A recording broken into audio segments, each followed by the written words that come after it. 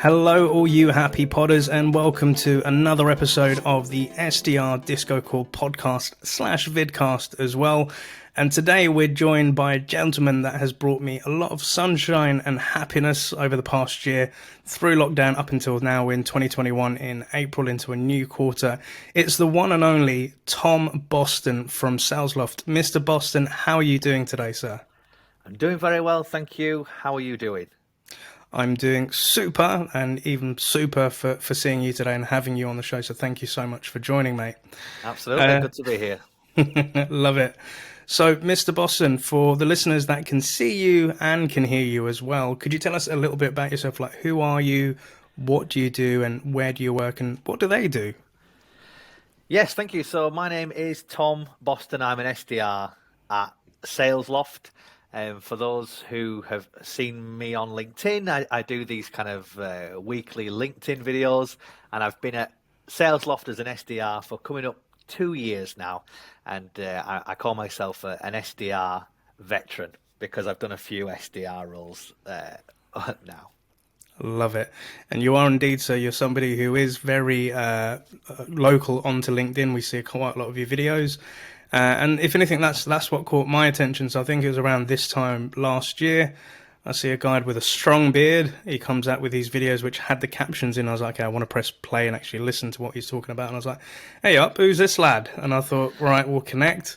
And here we are today. And as you mentioned, you are a veteran. We're going to be talking about your journey, like kind of where you've been and how you've got to SalesLoft. But Tom, a bit about yourself, like, so where are you based in the world, and what do you do outside of SalesLoft and sales? Because I'm quite interested to know, because you're quite an animated person with a lot of talent. Well, that's very kind of you to say. I find myself at the moment in Gateshead. For those who don't know where Gateshead is, just next to Newcastle in the northeast of England. If you've got a keen ear, you'll hear that I don't have a Geordie accent. I've got a broad Yorkshire accent because I was brought up in Leeds, lived there for a long time, and then moved to the northeast about 7 years ago, and have really enjoyed kind of life up here, a canny life, as they would say here in Geordie land. Kind of yo-yoed up and down the country, from Newcastle to London with various roles, and then retreated back up north when the pandemic hit to be closer to kind of family and where we call home, really, which is the northeast of England.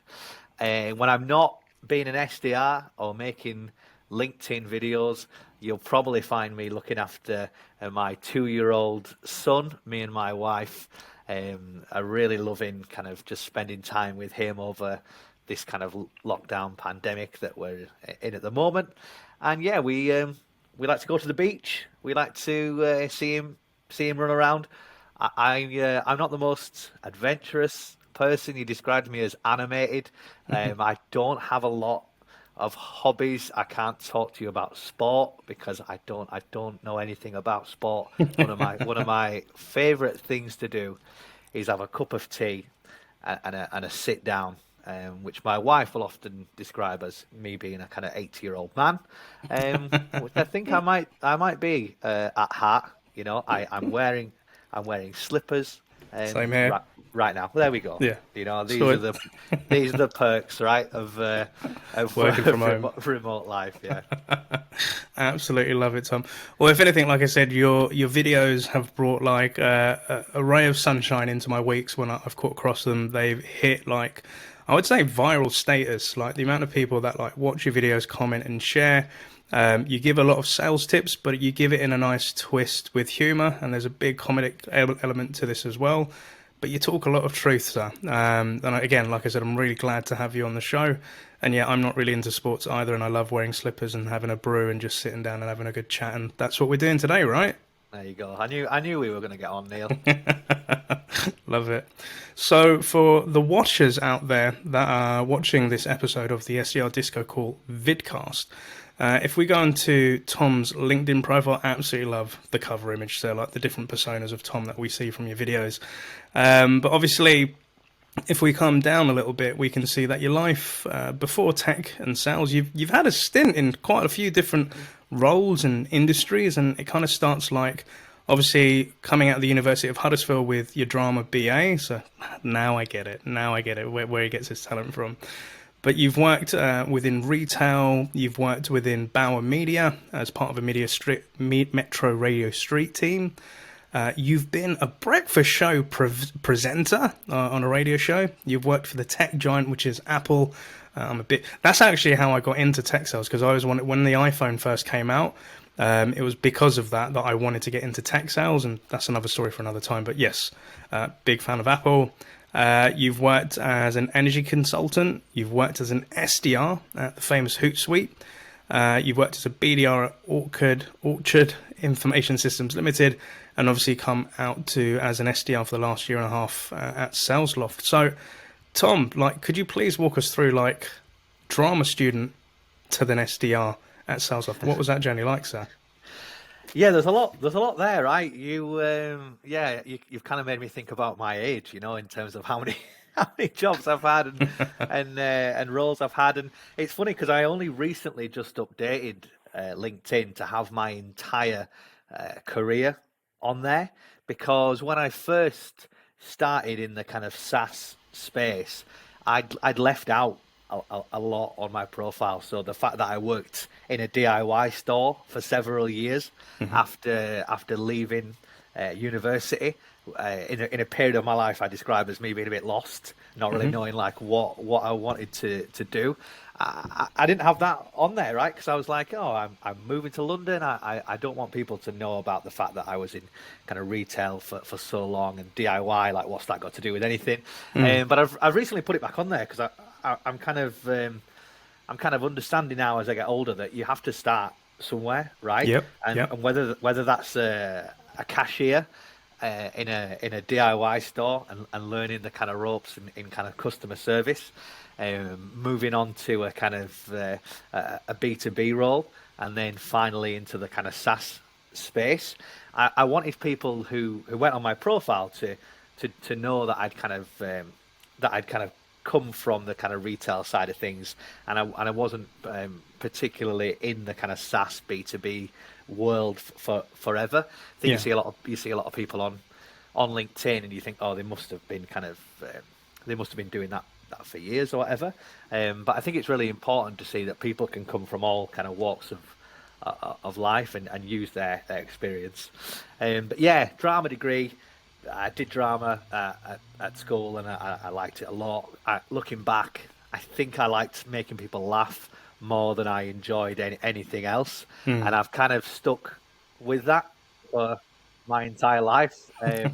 Doing the radio show, again, fantastic for me to be able to do a breakfast show and make people smile and tell some stories and play some music.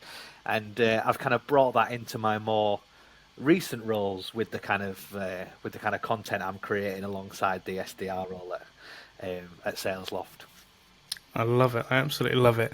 And I think that's an interesting piece where you say, with your LinkedIn profile, you admitted stuff in the past and now you've brought it back in there, because I agree with you 100%. To show people your working experience of working different industries, different sectors, doing different roles, that is work experience. That's kind of career. People want to see where have you come from to where you are today. And I think similar to myself, used to work for Pizza Hut. I used to work for DHL and Logistics, and I used to be a housing benefit officer for local authority.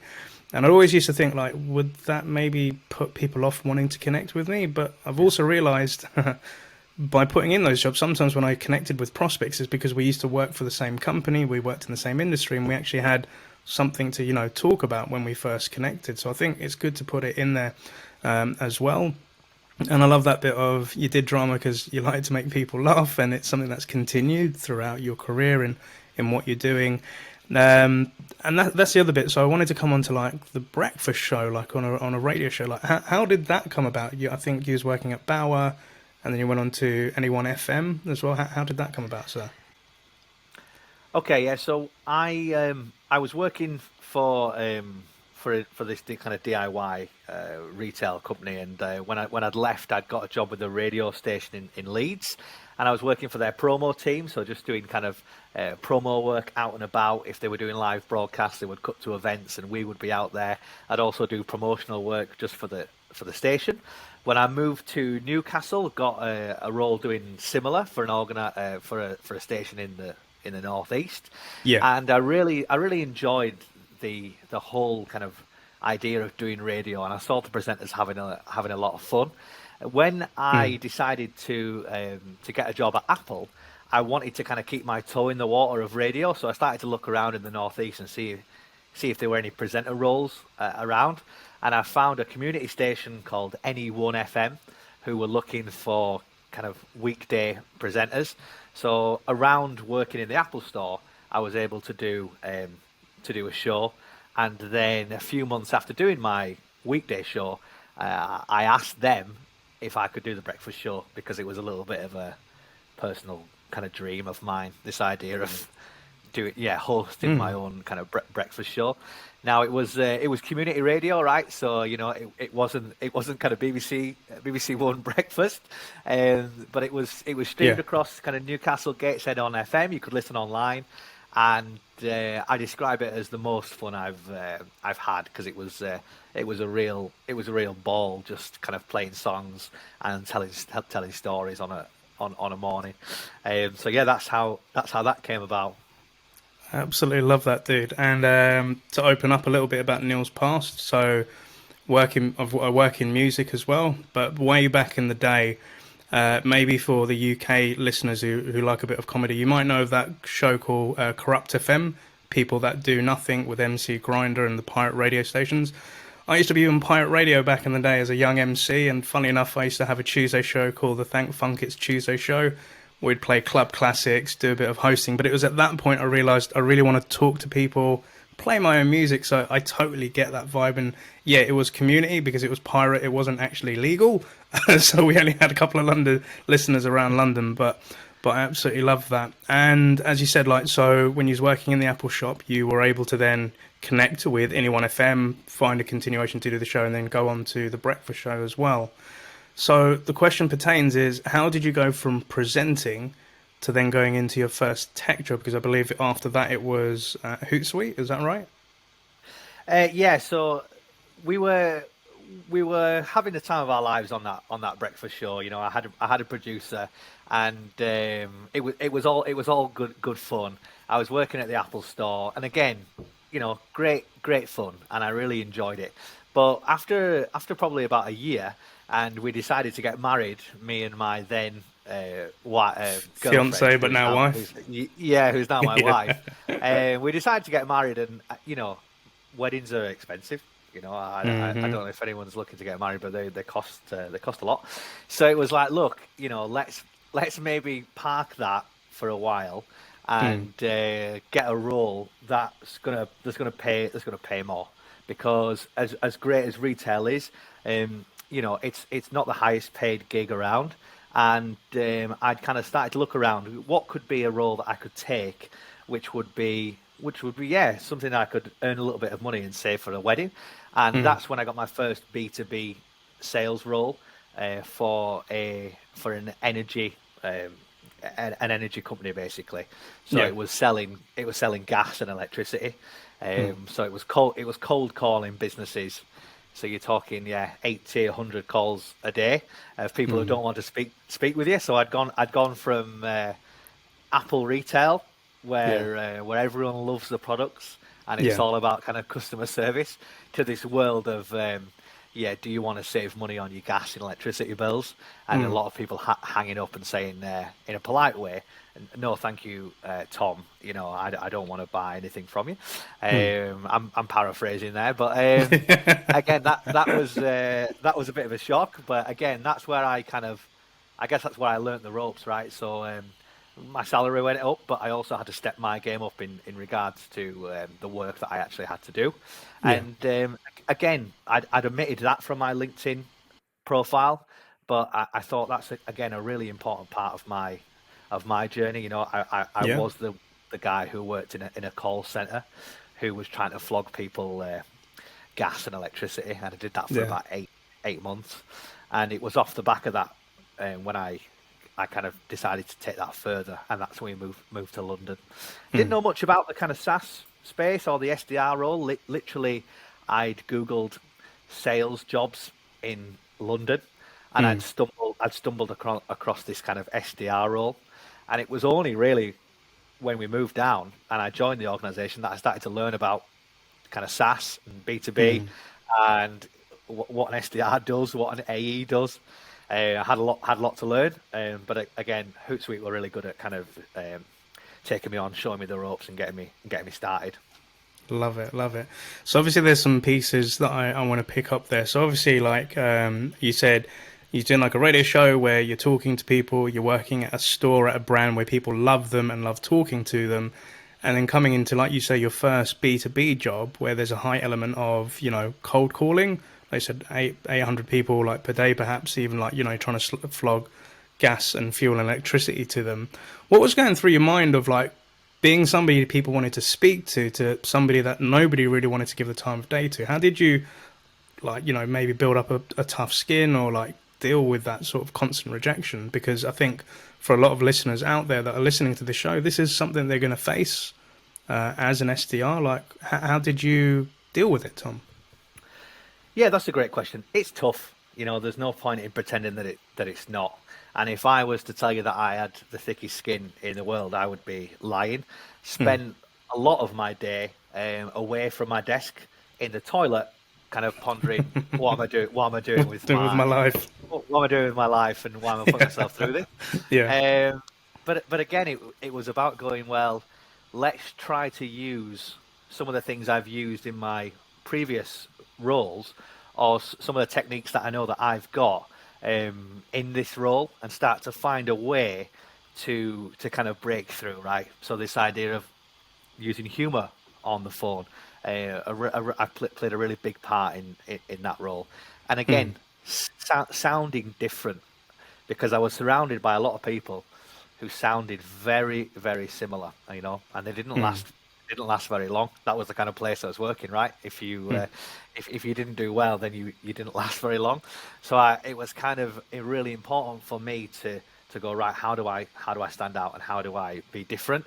And I'm still talking about that to this day, right? Because I believe that that's right at the heart of a kind of SDR or a lead gen role. How do I break through that noise, and how do I set myself aside? So yeah, with the gas electricity kind of thing, I would often use the line of people would say that, oh, you're just going to tell me that you're the cheapest, and that you're the best, and you're going to save me lots of money. And I would make them laugh by saying, well, actually, we're one of the most expensive people that you could go through. And they would kind of laugh at that, right? Because I would go, we cost a fortune, but I'd say, let me tell you why, and more importantly, how we're helping people to invest so that they can actually save, and some of the ways to work with organizations. So I kind of have a different talk track to the people who were kind of to the left and right of me that were kind of saying, look, we're going to do this cheap, save. I would be like, well, we're actually more expensive, but I'm going to tell you why if you can give me some time to kind of do so, and then talk about some of the value props within the organization. So it was that idea of just kind of flowing in a slightly different way, and catching people off guard when on the phone is something that I'm still doing now. Yeah, no, I love that. And I think, as you're saying that story, I can envision like a callback center with hundreds of desks, and like you've got all these people that look the same, sound the same, and there's this nice little like bright lampshade over Tom's desk, where he's bringing a ray of sunshine, and he's doing it a different way, like you said, to break through the noise, to kind of do something different to what everybody else is doing, and having a go with it. And it kind of reminds me of my days of like telesales, like working in a corporate office. And I had to do like $120 a day, 2 hours call time, and try and book 2 meetings a day.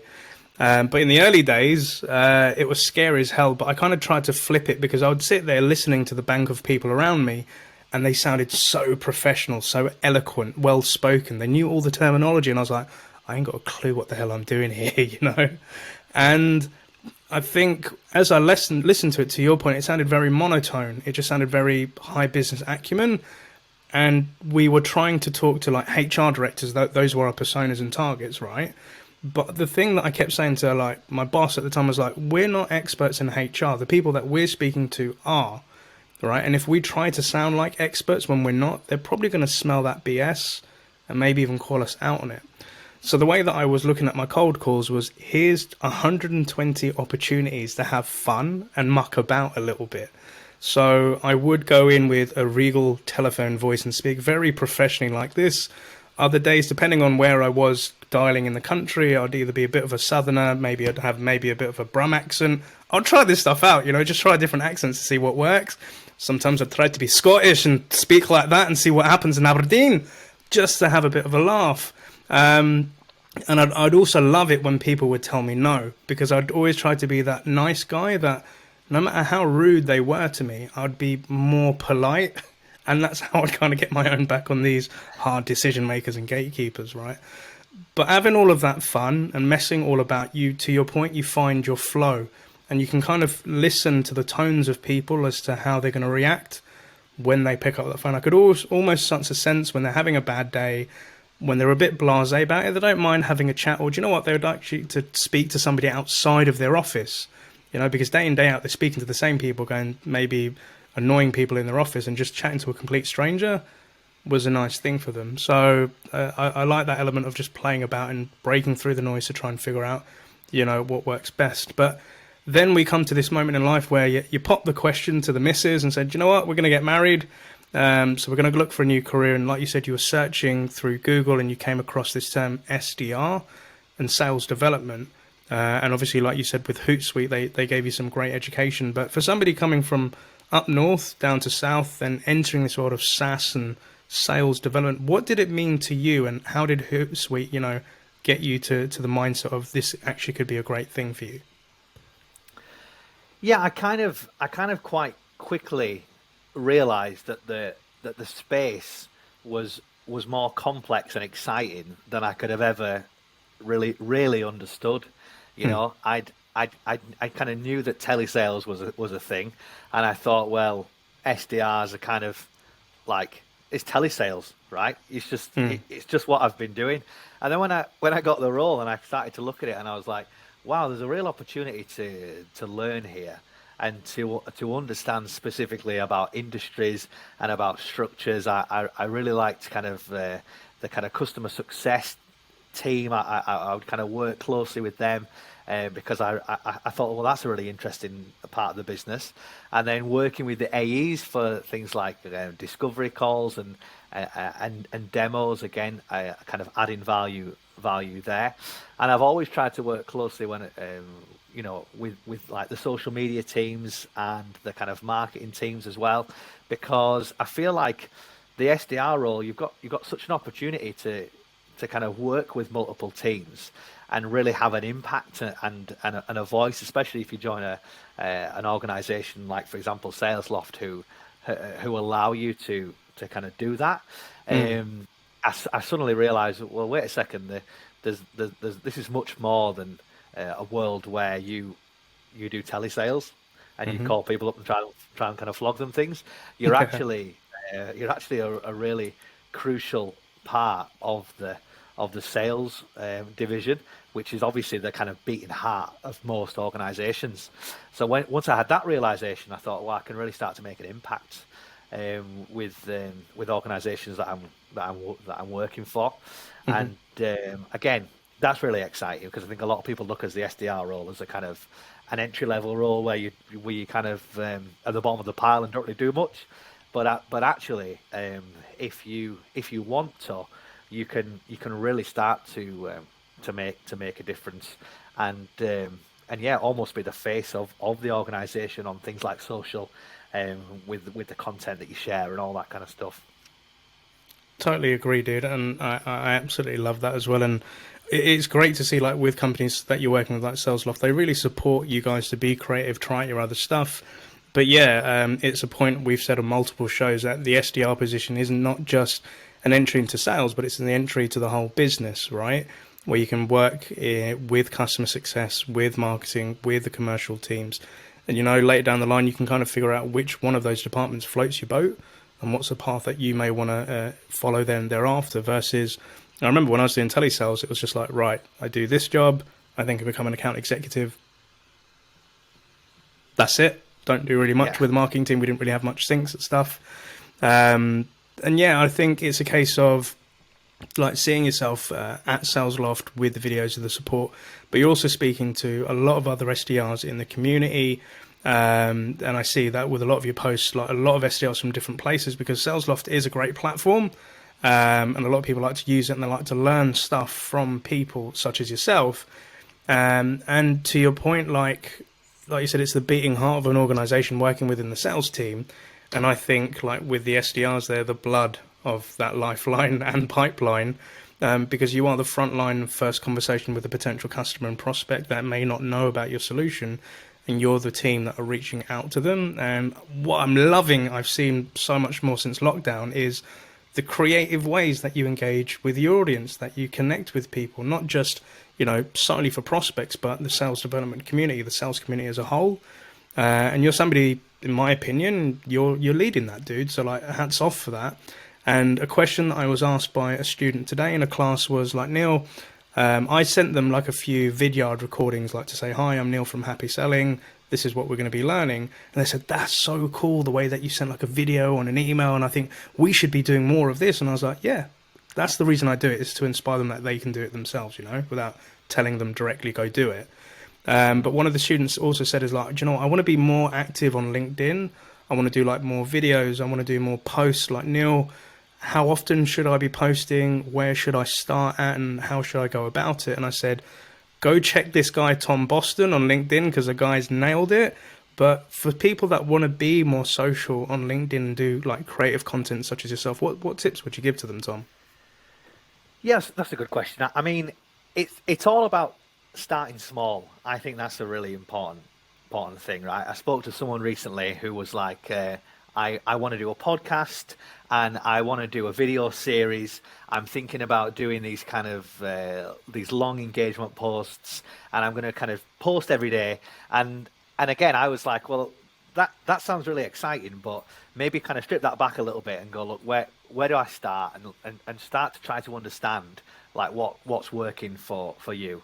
Now, I knew that I wanted to do some form of video content because I've always loved video. I've kind of been doing it in my spare time for years, right? Even when I was a kid, I used to do stop start animation with a little video camera, kind of plasticine figures. That was the kind of kid that I was. When everyone was playing football outside, I was shooting these little kind of mini videos, and I've loved doing that for my whole life, right? So I thought it'd be great to do that at SalesLoft as part of the SDR role. And when I started to shoot the videos, I just did what everybody else did. I looked straight down the lens. I introduced myself. I said hello to LinkedIn, because everyone says hello to LinkedIn. And I would talk about myself or my day or my role or the company values or something that I thought people wanted to hear, or something that I thought I'd seen someone else do well. And maybe, oh, that sounded quite motivational. Well, I saw a guy do a video, oh, that got a lot of likes. And that didn't really work for me. That lasted for about 2 or 3 weeks before I had to drop that and go, look, this is not me. I don't even like watching those videos back. So if I don't like watching it, how can I expect anybody else, to even give it the time of day?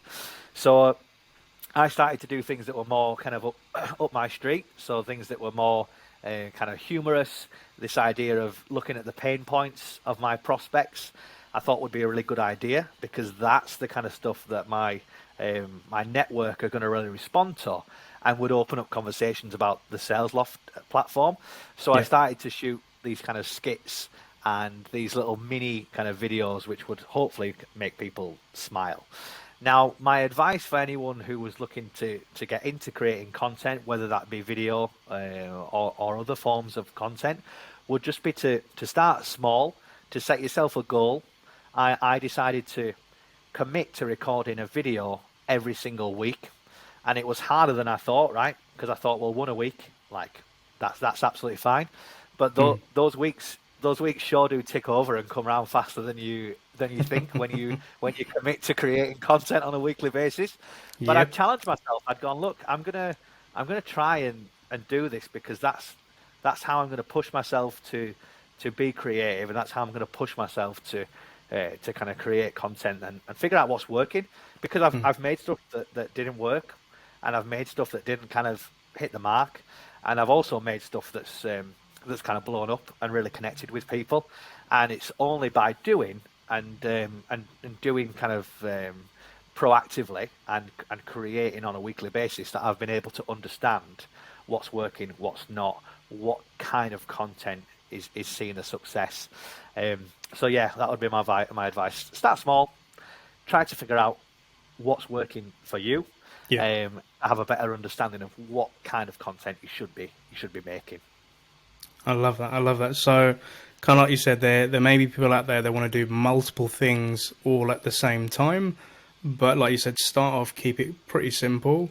Commit to like a frequency of, like you said, once a week, putting it out there, see what works, what doesn't work. But it has to be from you. It has to be like, something that you'd enjoy talking about, things that you feel are important to your network, the message that you want to get out there, versus just stuff because other people are doing it as well, and trying to imitate them doesn't really bring it true. And yeah, I committed to doing that every week with this podcast, and I thought it'd be a walk in the park. I didn't understand how much work and time it takes, but over time it's that iteration, seeing what works and what doesn't, that's kind of helped us get us to where we are today. So fully agree with that. And in terms of like, so for somebody, a question that I get asked by a lot of people are like, how come you're churning up so much content? Like, when do you have the time to do this? And where do you get all the ideas for these guests and stuff like that? And it made me think about you. I was like, you're always coming out with these great videos and pieces of content. Where do your ideas come from, and how do you store them? And how do you decide to, okay, I'm going to go with this idea this week, and now I'm not really keen on that idea? How do you decide that, Tom? So sometimes the ideas will kind of come to me and write themselves. So I can be on. I was on a Zoom call recently, and one of the members of the team, kept saying, "When are we going back in the office? When are we going to be back in the office? Are we going to be back in the office?" And I thought I just wrote that down, because I was like, well, let's just do a video on the one guy who hates remote working and just wants to be back in the office, right? So that video was about like recreating the office life at home, whether that be the commute, like a fake commute, or like putting food in the fridge and sort of pretending that you're in an office. Oh, who's left these meatballs in here? So again, that idea kind of happened in real life. I kind of wrote that down. And similarly with the kind of prospecting videos that I'll do, so videos that are about prospecting. There'll be real life things that happen to me. I got ghosted quite a lot when I came back from the Christmas break. I had a list of like 10 people who were like, I definitely want to speak to you, Tom. And probably 7 of them stopped replying to my emails, which prompted me to make the video about ghosting, where I recreated the Boys to Men music video. Which was great, by the way. I loved it. Thank you so much. So those ideas, they just came naturally. But on weeks where maybe I don't have these kind of light bulb moments of, oh, that's definitely a video, I'll just kind of go into without sounding too dramatic, like a creative kind of space, and I'll just kind of spend 10-20 minutes jotting things down, kind of exploring ideas, and then formulating a video based on my kind of thoughts and ideas. But they're normally loosely based around things that have happened to me personally in sales, because I've got a fair few stories of the kind of trials and tribulations of a life in sales. Definitely, I love it. And definitely what I'll do for the listeners and watchers out there in terms of our show notes, I'll put a link to a couple of my favorite ones that we've seen, so you can see Tom's videos. Highly recommend checking them out. They're funny as AF. But they're also true, because it's one of those things in sales, like we watch them and laugh, but we're like, because that's true, because we have gone through those things. We know how this dude's feeling it. And a recent one that you put out, which did catch my attention, was the whole BANT video. So BANT can be, so for those that are new to sales, like budget, authority, need, and timeline. For some of us in SaaS sales, we may see this as a bit of an outdated methodology, or it doesn't really work so much in outbound prospecting, but it might be good for when you've got an inbound lead where they do have the budget and project and timeline. What are your thoughts on BANT for the listeners that haven't watched the video? Like, what was this all about on BANT, Tom? Well, yeah, this idea of using BANT as is something that has popped up in several roles that I've had before, and I remember one role where a manager had just been like, "Have you heard about BANT?" You know, as if like it's like a secret. I don't know if you've heard about BANT. As if that acronym is gonna set me up for success within In the sales, role. You yeah. know? As long as I've got BANT in my back pocket, I'll be fine. I personally think it's one of the most outdated kind of sales techniques I've ever come across, and the fact that I think it's such a strange kind of way, method to follow, that you would need to find out if someone's got money, and you'd need to find out if they're going to sign the they're going to sign the contract Yeah. before you found out anything else. I thought was like laughable. And if I thought to myself, well, if I'm thinking it's laughable, there's probably a few salespeople out there who think the same. But I know that it's still used in lots of organisations, and there'll be people who are listening to this who will say, "Oh, that's all well and good, but it works, mate. You know, like your BANT is the way forward." But I genuinely believe that this idea of creating value should be right at the beginning of any conversation that you have, and I think it's about time we put BANT to bed. Someone commented that I'd killed BANT with comedy, which is one of my favorite comments I've ever had on Yeah. any of my videos. I love it. I love it. And yeah, do you know what? Like, BANT was something that I used way back in the day, in those days of telesales. And I get it. It can work for some, but to that point, trying to figure out if somebody's like willing to buy, if they've got the money for it. But at the end of the day, if they didn't know they had a problem and they've never heard of the solution, why would they budget for something they never thought they was going to buy, right? And getting value at the beginning is more so like, I'm a fan of a methodology called SPICED. So it's situation, pain, impact, critical event, decision criteria. But what you're trying to understand here is, okay, what's going on in their world? How is their company structured? How do they work today? What's their current process for sales engagement? How do they review and coach their calls? And then what's the impact of them not listening to their reps and like getting feedback as to how they're doing out in the field? And if they don't do this by a certain budget or, sort of timeline in later in the year, what's going to happen then? Do they just continue as is, or do they not? And then sharing a really cool story of somebody that has gone through a similar thing. That's the methodology that I like, that I use in SaaS. But instead of BANT, like, what does Tom use, if you don't mind sharing your trade secrets, to kind of like, figure out if somebody could be a fit for your solution? Yeah, so I've kind of thrown BANT out of the window, and definitely budget conversations is not one that I really bring into my discovery calls. If someone wants to know the price of SalesLoft, I'll tell them the price. But really, I'm more focused on like what does the team do, and what does the day-to-day look like? What's the structure? How are they working? And a big one that I try and find out is like, are you successful? I always ask that question. Are the team working? Is the team working well? Like, and 9 times out of 10, I'll get someone who'll go, well, yeah, but I feel that they could do better. Yeah. And that's always a great conversation to have about SalesLoft, because most people's teams are doing quite well. If they weren't, the business would crumble, right? Yeah. But they're always looking for ways to improve on that. So I tend to lead with stories, because I'm a big kind of storyteller. I'll kind of talk through how I've done the role without SalesLoft, and I've been successful. And I've only had a CRM, and I've hit my targets. But then I'll talk about the fact that I've done the role with SalesLoft on top of a CRM, and I've absolutely excelled, and it's changed the way that I've worked as a sales rep, And it's those kind of stories that I'll tell to people who are in sales, and then I'll start to navigate. Look, how could this work for your team? Now, funnily enough, that's a more exciting conversation than, how much does it cost and what's going to be my ROI. I think it's more important to kind of put a spotlight on how are the team working, and how Yeah. are they set up for success, and that's where SalesLoft comes in. So that's the majority of my calls. I love it, dude. And I think to quote one of your colleagues and somebody who's been on a guest on here is like, with a discovery call, treat it like a cup of tea, right? Hmm. Where you kind of share like how you work, what are your processes, what is it like in your world, and then asking them kind of what's their story and understanding what's their processes.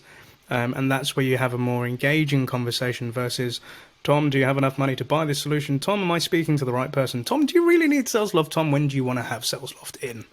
You know, it's a better way to have a conversation. And yeah, telling stories, that's key.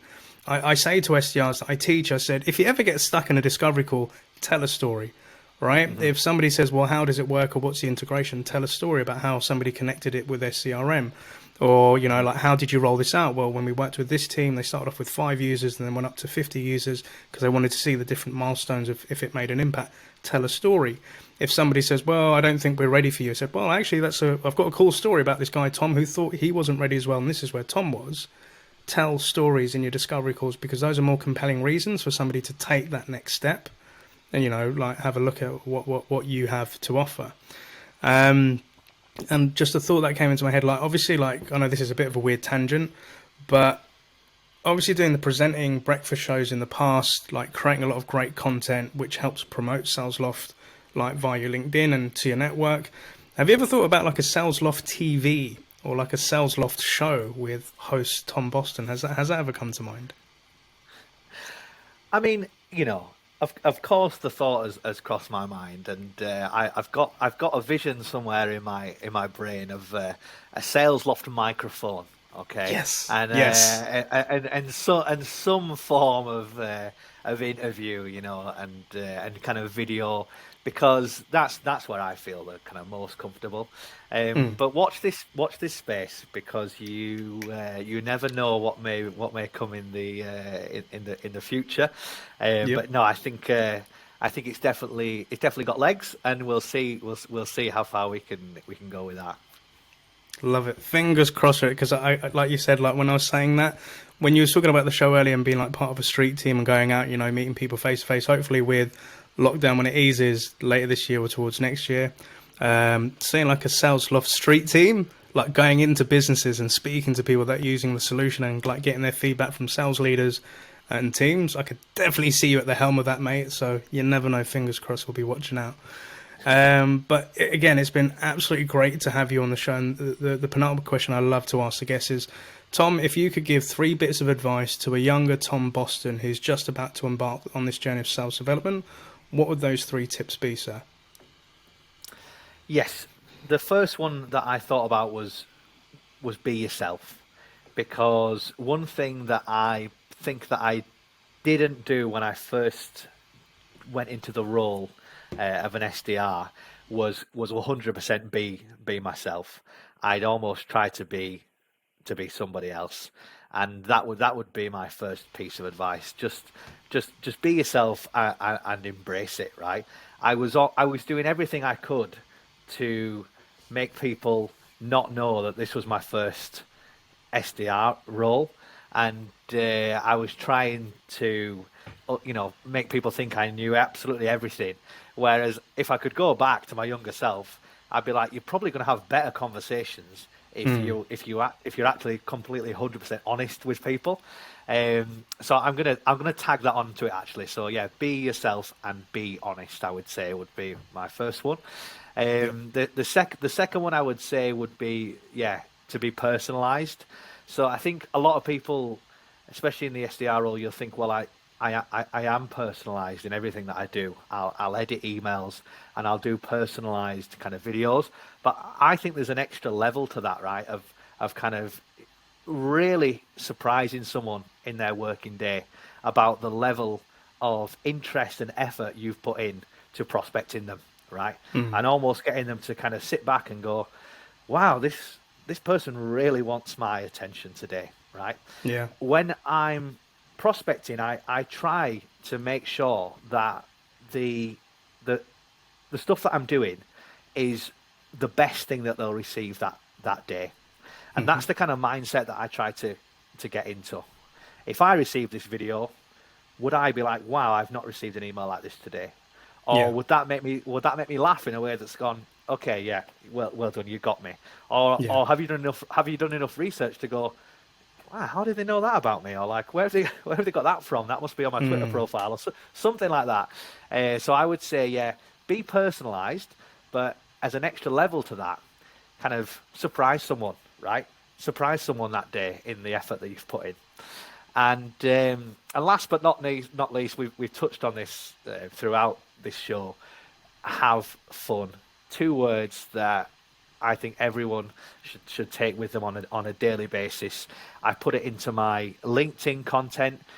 People can see that I'm having the time of my life when I do those videos, and I Yeah. leave the bits in where I burst out laughing at myself, because I think, well, let's leave that in, because if people can see how much I'm enjoying it, then that can only be a good thing. But similarly with the prospecting side of things, right? I let people in on the fact that I'm doing cold calls for an hour and a half, and I'm gasping for a cuppa.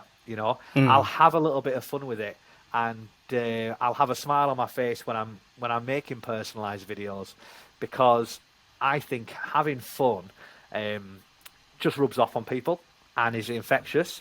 And people respond to it. People can see, I think with the LinkedIn videos, people are going, well, what's this guy doing? Yeah. He's dancing in his kitchen. He's got a big grin on his face, and yeah, I'll have a little watch of that. Same with the prospecting, right? There's a northern bloke with a ginger beard in my email inbox, waving at the camera with a big grin on his face. Let's click play and let's see what he wants. Yeah. And again, I think it's such an important part of the role. 100%. If I love the whole like positive mindset and like the impact that you want to have in people, and you're empathetically thinking of, all right, if I receive something like this, how would it make me feel? Would it give me a laugh? Would it give me a giggle? Would it make me think like, wow, this person really wants my attention? And spreading that positivity is infectious, but it's a good vibe and power to put out there. And yeah, like if you have a positive impact on people, that's what makes you memorable. That's what helps break through the noise. It's what I've done through my sales career. That's why I call it happy selling, because I want to see happy sellers. I want to see people enjoying and putting some hashtag sales love out there, dude. So like salute to what you're doing and to the cause. Any special shout outs you'd like to give today, Tom? Yeah, so before this call, you kind of talked about this idea of shout outs. And when I asked you about it, you said anyone who gives you a warm, fuzzy feeling. Anyone who knows me will know that my family are right at the centre of my core, and that they're the ones that kind of motivate me to succeed. I wouldn't be doing any form of content if it wasn't for my wife, who kind of confirms, yes, this is a good idea, and gives me the confidence to create that kind of content. And my little boy Arthur, who it just inspires me on a daily basis to love life and to spread joy. So yeah, I would like to shout out my little family who spur me on every single day to succeed. Dude, I've got to be careful because I've got to really hold back the tears on that. That is a lot of love from one dad to another. That really warms my heart. And special shout out to the Bostons out there, to the family and to the crew. Like, dude, they've got your back, and it's been an absolute honor and privilege to have you on the show, and we'd love to have you back at a future date as well. But Mr. Boston, I wish you a happy, healthy, positive week ahead. Please keep putting out those videos. I'm definitely going to put some links into the show notes so people can check out who you are. And hopefully, you never know, hashtag SalesLoft TV. It could be a thing. It could happen. Yeah. You heard it. You never know. Here first. Mr. Boston, have a great week, and most importantly, happy selling. Thanks, Neil. Thanks for having me.